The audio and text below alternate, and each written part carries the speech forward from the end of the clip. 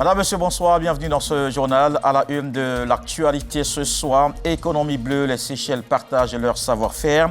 Avec la Côte d'Ivoire, chaque ressource marine est pensée, gérée et valorisée. Une approche que la délégation ivoirienne observe de près. Le ministre des Ressources animales et halieutiques, Sidi Timoko Touré, multiplie les rencontres et les visites de terrain pour comprendre les clés de ce succès. Rentrée solennelle du Conseil national du tourisme, innovation, durabilité et compétitivité sont les maîtres mots de la vision à l'horizon 2030 du secteur. Une vision partagée avec les acteurs publics, les fêtières et les opérateurs privés. Le ministre Siamdou Fofana a rappelé les acquis de la stratégie Sublime Côte d'Ivoire 2018-2025. Et puis on revient dans ce journal sur la semaine africaine de l'UNESCO à Paris, une vitrine pour valoriser la culture ivoirienne, stand d'exposition, représentation artistique, défilé de mode, innovation technologique. La Côte d'Ivoire a mis un accent particulier sur la promotion des atouts culturels, touristiques et scientifiques. À suivre donc immersion au cœur de cet événement. Le Royaume-Uni intercepte un pétrolier de la flotte fantôme russe dans la Manche. Une interception, collaboration avec la France pour porter un coup à la guerre de la Russie en Ukraine. Le navire doit être transféré vers un mouillage au large de la côte sud de l'Angleterre et placé sous surveillance, précise un communiqué. La mer est un moteur de développement aux Seychelles. Le pays fait de chaque ressource marine une valeur sûre. La Côte d'Ivoire s'en inspire. Le ministre des Ressources animales et halieutiques veut bien comprendre les clés de ce succès de l'économie bleue. On en parle avec notre envoyé spécial à Victoria, Jean-Luc Bambo. Deuxième journée d'immersion aux Seychelles pour la délégation ivoirienne conduite par le ministre des Ressources animales et halieutiques. Toujours en ligne de mire, l'expérience séchelloise bâtie sur une gestion rigoureuse des ressources maritimes, la transparence et l'innovation. Parmi les méthodes porteuses de succès, l'initiative pour la transparence des pêches, la FITIAI, qui permet de rendre accessibles les informations liées à la gestion du secteur halieutique. Sur le terrain, la délégation découvre aussi le port de pêche de Cascade, l'un des maillons importants de l'activité halieutique séchelloise. Puis, direction les installations aquacoles de la Seychelles Fishery Authority. Pour la Côte d'Ivoire, venue apprendre des pays qui ont déjà une longueur d'avance, ces échanges sont précieux. Nous sommes quasiment nouveaux dans l'exploration de cette piste de développement du poisson et l'expertise se trouve ici. Donc nous avons beaucoup à apprendre et c'est que nous sommes venus au-delà de l'aquaculture, de façon générale, savoir ce que les Seychelles peuvent nous apprendre en matière de développement de l'économie bleue de façon large. Production, encadrement des acteurs, transformation. Chaque visite permet de mieux comprendre les ressorts du modèle local. Nous avons passé en revue tous les aspects de la gestion et de l'initiative économie bleue. Depuis la formulation des plans de financement jusqu'à la mise en place des outils de management de l'économie bleue. Et nos différentes équipes, qu'elles soient ivoiriennes et séchelloises, auront des échanges à faire par leur présence en Côte d'Ivoire ou bien les miennes ici aux Seychelles. Et ceci n'est que la première étape. Bientôt, nous allons signer un mémorandum d'entente qui va formaliser ce début de partenariat. La mission s'achève au Blue Economy Research Institute, centre de recherche dédié à l'économie bleue. Un choix loin d'être anodin pour un pays qui place la science et l'innovation au cœur de sa stratégie maritime. Au terme de cette journée, une certitude, les échanges entre les deux pays ne font que commencer. Et des Seychelles, allons à Genève, en Suisse, l'intelligence artificielle et son impact sur le monde du travail. Une idée débattue lors de la 114e session de la Conférence internationale du travail. Les organisations syndicales se sont prononcées sur le sujet. On les entend dans ce reportage de nos envoyés spéciaux, Grace Kando. À Genève, en Suisse, l'intelligence artificielle s'invite dans les discussions. Cette révolution technologique et son impact sur le monde du travail ont été évoqués par les organisations syndicales ivoiriennes présentes aux assises de la 114e session de la conférence internationale du travail. Pour nous, l'intelligence artificielle doit permettre d'avoir davantage d'efficacité, d'optimisation du temps de travail, mais aussi gagner en efficacité en matière d'épargne financière. L'IA doit aider à préparer le capital humain et à nous aider à avancer. L'IA ne doit pas remplacer l'homme. L'IA doit accompagner l'homme à améliorer les professions.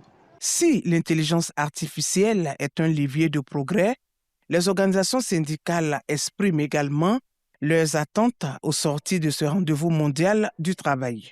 Nous voulons être bien formés, apprendre beaucoup et les différentes conventions qui vont être signées et qui vont être adoptées, nous souhaitons que ces conventions soient appliquées dans nos différents pays. Nous venons prendre des résolutions pour pouvoir, au niveau national, enrichir nos législations. Parce que pour garantir la paix, il faut un dialogue social constructif de qualité. Le gouvernement ivoirien mise sur un cadre légal pour promouvoir l'intelligence artificielle tout en protégeant les travailleurs. Le secteur du tourisme est aussi porteur d'emplois. Le monde du travail est dynamique. 1100 milliards de francs CFA de recettes, 675 000 emplois. Voici quelques chiffres de la stratégie Sublime Côte d'Ivoire. Le ministre Siandou Fofana a fait le bilan devant les différents acteurs. Ils étaient réunis à l'occasion de la rentrée solennelle du Conseil national du tourisme. Malika Koulibaly. Digitaliser les services, renforcer la protection des parcs nationaux et diversifier l'offre touristique pour rester compétitif. Ce sont les principaux défis que le ministère du Tourisme et des Loisirs entend relever à l'horizon 2030. La jeunesse a besoin d'être formée au métier du tourisme 2.0, au tourisme des plateformes, le tourisme numérique.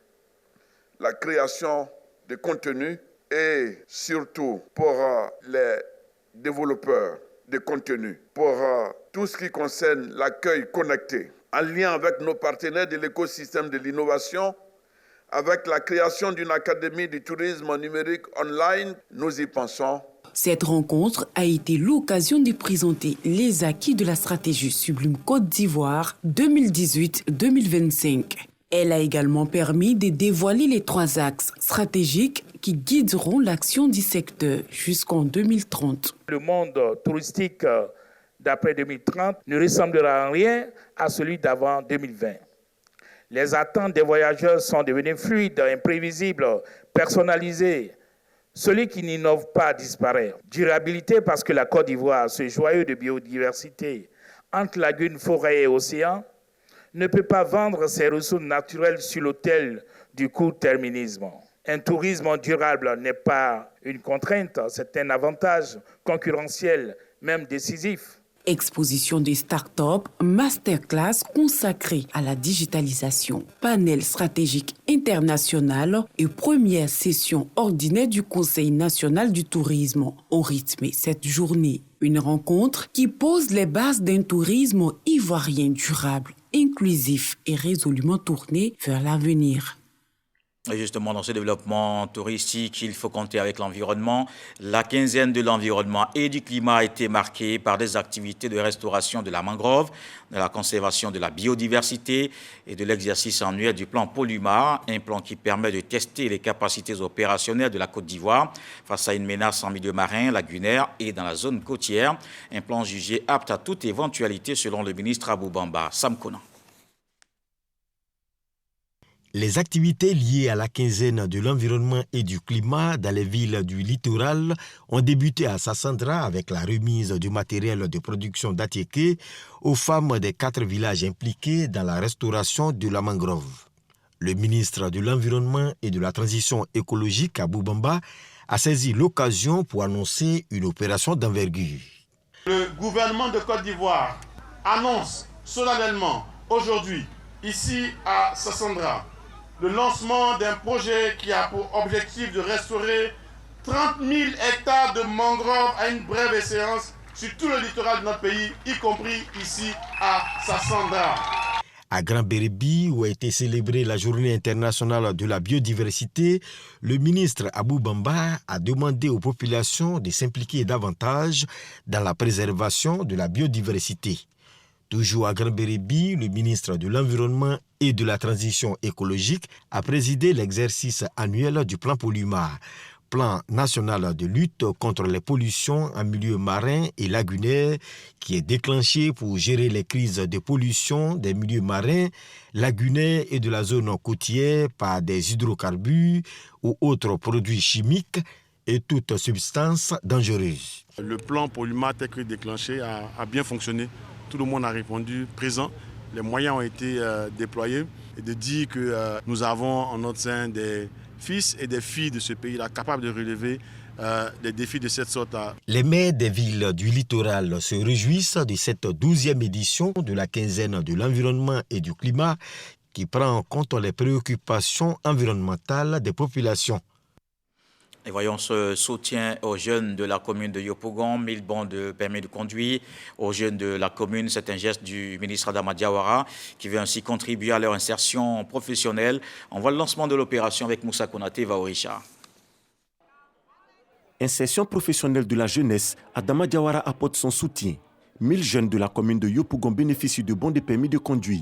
Ce bon-là peut permettre un jeune de rouler un bagarre ou bien un taxi qui peut permettre d'avoir au moins les moyens pour après que lui et sa maison ou bien se nourrir et lui et sa famille.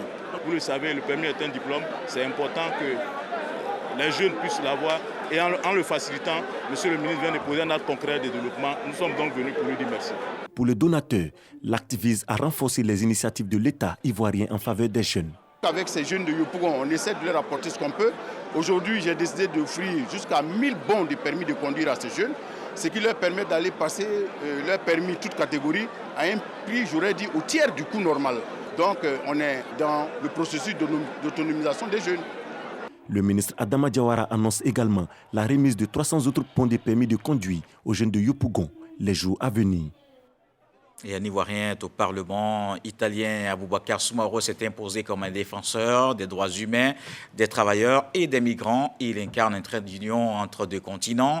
Le député italien était l'invité d'Hamza Diaby au magazine du dimanche à 13h. Je propose de l'écouter. C'est une responsabilité et un défi. Une responsabilité dans le sens, en tant qu'élu du peuple, je dois répondre aux besoins et aux exigences du peuple, qu'ils soient des travailleurs, qu'ils soient des entrepreneurs, qu'ils soient des jeunes, des précaires, des étudiants, des femmes, de la diaspora, des migrants. Et dans le même moment, c'est un défi, étant donné que sur 600 élus, je suis l'unique noir. Mais cette représentation ne correspond pas au tissu social et démographique qui aujourd'hui représente l'Italie. On a 8% de la population qui est migrant, mais cela ne correspond pas à la représentation au sein de l'hémicycle. Je sais très bien que c'est un début et convaincu aussi et conscient que le chemin à parcourir reste encore long. En tant que fils de la Côte d'Ivoire, né en Côte d'Ivoire, donc sur la terre africaine d'un côté, de l'autre côté, la société italienne qui m'a accueilli et qui m'a permis d'être aujourd'hui député, pour moi, cela veut dire me mettre au service comme pont dans une perspective du renforcement des liens entre les deux pays, entre la Côte d'Ivoire et l'Italie. Mais dans le même moment, dans la perspective du renforcement de la coopération entre les deux, c'est-à-dire accompagner des investisseurs, un lien de pont, afin de permettre de créer un cadre où on a des partenariats gagnant-gagnant, transfert des compétences et pourquoi pas accompagner cette jeunesse, se mettre au service de la Côte d'Ivoire. Ce projet de loi que j'ai déposé part de l'idée qu'un peuple sans mémoire est un peuple sans avenir. Et un peuple lié à l'aliénation, comme le disait Cheikh Anta Diop, est toujours prisonnier. Pour ne pas aussi citer Jean-Marie Adiafi sur la thématique de l'identité de l'appartenance. Et c'est ce qui m'a amené à présenter ce projet de loi. Et ici, j'aimerais rappeler que les travailleurs migrants en Italie versent chaque année aux finances publiques environ 40 milliards d'euros comme impôts et cotisations. Et si un Ivoirien résident en Italie, après plusieurs années de travail, décide de retourner en Côte d'Ivoire, ce dernier, n'ayant pas encore atteint l'âge de la retraite, ne peut pas récupérer les cotisations versées. Raison pour laquelle j'ai déposé un autre projet de loi afin de créer un cadre pour un partenariat bilatéral entre la Côte d'Ivoire et l'Italie. Voilà, la Côte d'Ivoire qui a participé à la semaine africaine au siège de l'UNESCO à Paris, en France. C'était une vitrine pour valoriser la culture ivoirienne, stand d'exposition, représentation artistique et défilé de mode, innovation technologique. La délégation permanente auprès de l'UNESCO a mis un accent particulier sur la promotion des atouts culturels, touristiques et scientifiques. Immersion au cœur de cet événement qui a réuni une quinzaine de pays avec Serge Coléa, Adam Sangaré.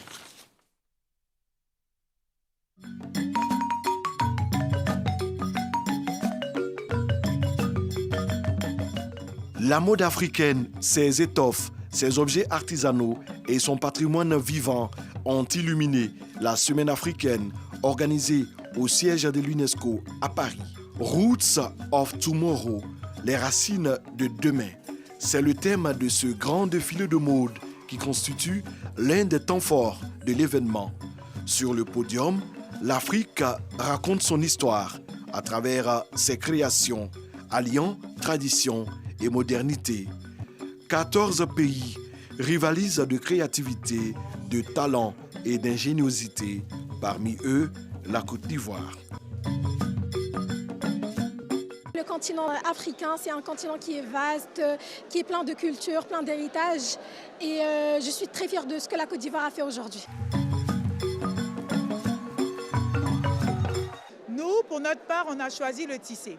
Le tisser dans son état naturel, afin qu'au fur et à mesure, il y ait plus d'Africains qui soient fiers de porter et d'arborer de très belles tenues contemporaines, oui, mais dans des matières de chez nous, avec des pièces et des éléments de décoration issus de nos contrées. Au-delà de la mode, chaque délégation dispose d'un espace d'exposition destiné à faire découvrir son patrimoine culturel. La culture ivoirienne est vraiment bien représentée, comme chaque année d'ailleurs.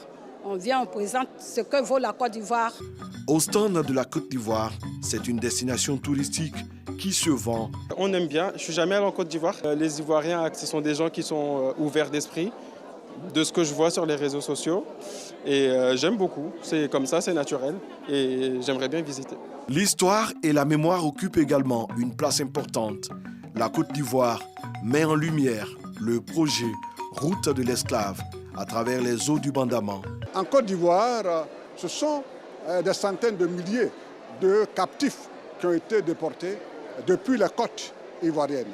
Et dans ce roman, nous parlons abondamment du fleuve Bandama qui, depuis Tiasalé jusqu'à la Oupanda, a permis, parce qu'il est navigable, là, le transport de milliers de captifs. Un parcours mémoriel qui rappelle le rôle de ce fleuve dans les mouvements de population liés à la traite négrière transatlantique. Je suis venu avec deux ouvrages que j'ai écrits et qui sont en lien avec le projet justement de l'esclavage. Au jour d'aujourd'hui, la Côte d'Ivoire est l'un des pays les plus avancés, en tout cas sur la question, en Afrique, en ce qui concerne les recherches scientifiques, en ce qui concerne l'identification des sites de mémoire. 4 auteurs de renom ont représenté le pays au Salon du Livre, partageant leurs œuvres, leurs réflexions et leurs visions. Présenter l'Afrique dans toute sa diversité, c'est aussi donner la parole à la jeunesse. À travers le Carrefour à Jeunesse, les jeunes talents du continent exposent leurs projets innovants et leurs ambitions pour l'Afrique de demain. On est venu présenter une solution de phytoépuration, donc c'est une solution qui permet de filtrer l'eau usée. On veut vraiment permettre à la Côte d'Ivoire de pouvoir réutiliser ces eaux usées et donc cette solution-là, elle est excellente pour l'Afrique. La Côte d'Ivoire s'est illustrée de fort belle manière parce qu'il y a un des doctorants de l'Institut national polytechnique Houphouët-Boigny qui a été primé avec les travaux qu'ils ont présentés, les innovations, notamment la purification de l'eau à partir des plantes. Nous avons associé l'intelligence artificielle, l'IoT et tout ce qui est outils d'aide à la décision pour permettre aux producteurs de s'orienter vers ce nouveau système-là pour une meilleure résilience de l'agriculture maraîchère ivoirienne. La gastronomie ivoirienne a conquis les visiteurs. Atiéké, sauce traditionnelle, spécialité locale et jus de fruits ont séduit les palais. C'est du gingembre, magnifique. Je pense que je n'ai jamais goûté du jus de gingembre aussi beau que celui-là. Ça permet déjà de se faire des contacts. Aussi, sans oublier la gastronomie ivoirienne, parce que c'est la meilleure gastronomie d'Afrique. Le plat que je voulais déguster aujourd'hui, c'est la sauce graine, et il n'en restait plus. Donc j'ai pris un bouillon de poisson, la soupe du pêcheur. Mais j'adore la cuisine ivoirienne. Au cœur de cette participation remarquée, la délégation permanente de la Côte d'Ivoire auprès de l'UNESCO, conduite par son Excellence le professeur Ramata Bakayokoli. Pour l'actualité, c'est le mondial. La Côte d'Ivoire entre en scène ce soir à 23h face à l'Équateur. Sur sa page Facebook, le président de la République annonce qu'il a eu des échanges téléphoniques avec le président de la Fédération ivoirienne de football, Yacine Idriss Diallo, et le sélectionneur national, Faye Elmers. Il a transmis à l'ensemble de l'équipe ses encouragements, sa confiance et le soutien indéfectible de toute la nation. Alassane Ouattara dit être convaincu que nos éléphants sauront porter haut les couleurs de notre pays et faire vibrer la Côte d'Ivoire. Et on l'espère déjà en commençant par ce soir où les éléphants qui enflamment la toile, surtout après leur victoire face à la France en match amical. On voit l'espoir d'une performance à ce mondial qui grandit, tenue vestimentaire, ambiance dans les stades et les vestiaires. La fièvre monte, c'est ce qu'on voit dans ce reportage de Michel Digré. Dès leur arrivée sur le sol américain, les éléphants affichent leur volonté de marquer ce mondial avec une tenue vestimentaire qui séduit. Franchement, on a fait fort lors de la dernière CAN. Je pense que là aussi, on est bien. La toile est en ébullition. Grâce à l'intelligence artificielle, les clichés explosent. Certains artistes entrent dans la danse.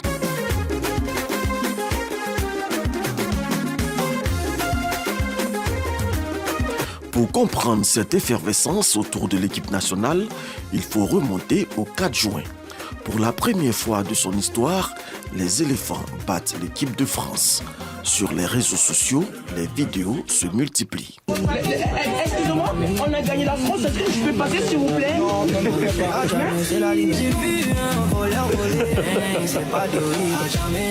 Les Ivoiriens, j'ai une question existentielle à vous poser. Voilà, moi jeudi dernier, j'étais à la Beaujoire pour France-Côte d'Ivoire. D'ailleurs, votre ferveur est exceptionnelle, franchement, j'adore. Mais il y avait pas mal de chants, je comprenais pas les paroles et j'aimerais comprendre ce que vous dites.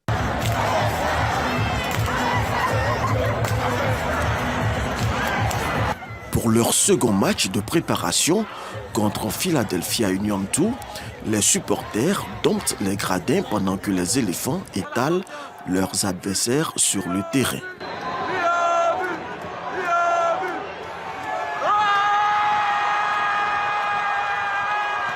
Dans les vestiaires, c'est le jeune Christinao qui se fait le plus remarquer.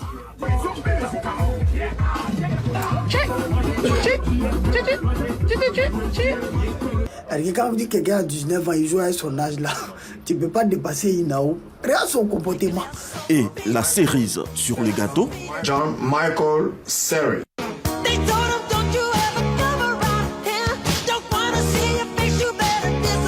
Et comme d'habitude, les Ivoiriens ont déjà en main leur calculatrice avec en tête tous les scénarios. Bon, Curaçao, ça c'est sûr, on va les taper. Si on gagne Équateur... Équateur, ils n'ont pas encore perdu. Oui, 19-0 défaite. Ok. Bon, si on fait nul avec Équateur, c'est que Allemagne, on les tape. Allemagne, le milieu est léger. Ah, eux, le milieu est léger. Commencez à appeler à Gradio. Dans tous les cas de figure, le premier objectif sera sans doute de passer la phase de poule. Une première qui fera certainement monter le mercure sur les différents réseaux sociaux. Les supporters affichent leur optimisme. C'est la mobilisation aussi à Bouaké autour des éléphants. Les supporters espèrent une bonne entame de la compétition. Richemont Goran, Léon Brou. Les éléphants de Côte d'Ivoire entrent en lice ce dimanche à 23h face à l'Équateur. C'est déjà la fête dans presque tous les quartiers de Bouaké. Pavoisés aux couleurs nationales, supporters et fans des éléphants peuvent, dans une ambiance surchauffée, pronostiquer le score de ce match, comptant pour le mondial 2026 de football. On joue contre l'Équateur, n'est-ce pas? Voilà, c'est une équipe que moi je connais très bien. Voilà, ils ont de très bons joueurs, ils ont de très bons attaquants. Je pense que ça ne serait pas facile pour la Côte d'Ivoire Mais mon pronostic, c'est 3-1 pour la Côte d'Ivoire. Il faut toujours croire, c'est le pays. Nous pensons que la Côte d'Ivoire va faire de son mieux avec une victoire. Frapper l'Équateur 3-0, pourquoi pas. Nous avons des joueurs qui ont les compétences et qui sont bien préparés. On va allumer les Équatoriens et pourquoi pas remporter la Coupe du Monde. Des scores certes variés, mais tous unanimes sur la victoire des éléphants. Des pronostics également sur les chances des 10 équipes africaines à cette Coupe du Monde de football. Je pense que les éléphants ils seront au prochain tour. Je vois l'équipe du Maroc, je vois l'équipe de l'Égypte. L'équipe du Congo n'est pas mal non plus. Les Sud-Africains qui ont manqué un peu différents rendez-vous, je pense que ça sera quand même une opportunité pour les Sud-Africains de pouvoir se lancer davantage. Quand on prend Ghana qui a manqué au rendez-vous de l'Afrique, mais qui part pour le mondial, Ghana, je pense qu'il a eu suffisamment de temps pour s'apprêter. Concernant les éléphants, l'ancien défenseur de l'équipe nationale, Kolo Touré, voit dans la liste Afaye Hermès des joueurs talentueux, donc des pachydermes aptes pour une bonne campagne mondiale. Surtout, on a la chance d'avoir un très bon entraîneur qui est Hermès Faye, qui fait un très bon boulot pour moi en tout cas. Et avec une très belle équipe derrière lui, avec Guy Demel et Arbona Dendagne et tout le reste. C'est des personnes qui ont cette expérience du haut niveau et donc qui peuvent pousser nos jeunes jusqu'au bout. Donc pour moi, la Côte d'Ivoire, pour l'équipe qui peut faire une très grosse différence. À Bouaké, l'espoir d'une victoire des éléphants reste fort à quelques heures de cette entrée en lice des pachydermes. Très bonne chance aux éléphants qui seront donc face à l'Équateur à 23h ce soir. Un match que vous pouvez suivre sur les chaînes de la RTI, la 3, Radio Côte d'Ivoire et RTI Play. Le reste de l'actualité nous conduit dans le monde, une revue en 7 jours pour voir les informations de la semaine écoulée, le 7 sur 7 avec Moussa Konaté.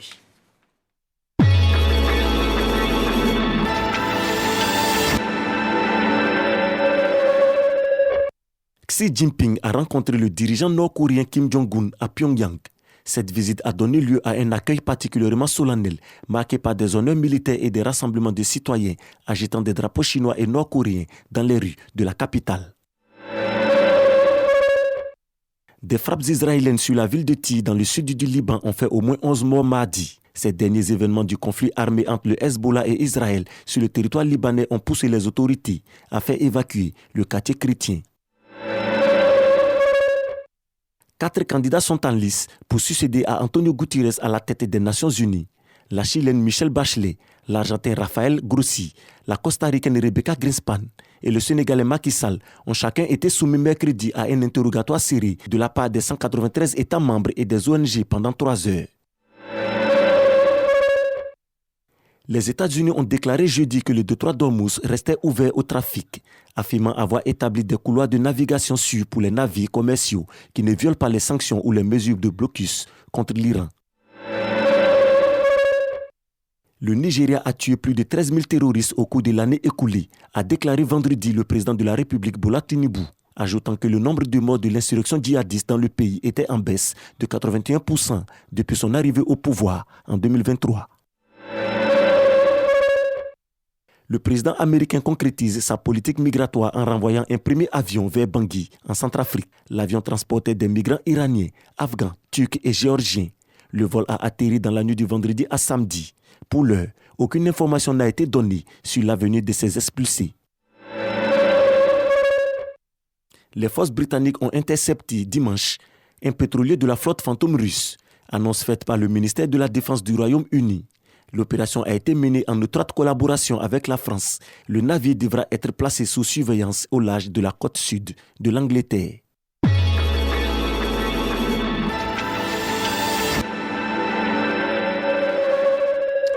Et là qui m'intermarche ce journal, merci de l'avoir suivi. Retour de l'actualité 23h. Demain, 20h, retrouvez Marie-Laure Goran. Ce soir, le sage nous apprend que quand on met la main à la pâte, il en reste forcément sur les doigts. Je vous souhaite donc une fructueuse semaine.